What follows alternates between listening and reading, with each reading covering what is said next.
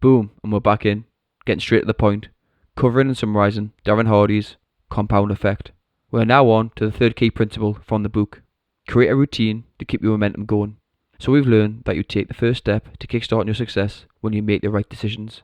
But how do you maintain that habit? You use the big more.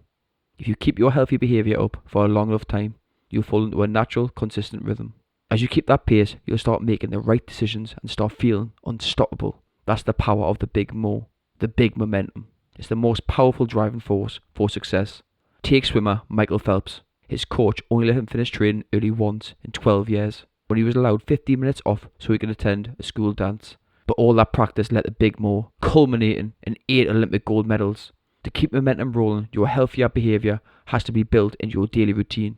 So, you'll need a plan.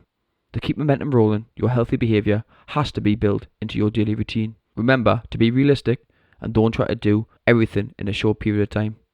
Instead, create a routine that enables you to ease into your new life. So, scrap the idea of hitting the gym for 2 hours every day. Going 3 days a week for 1 hour and sticking to it is far better.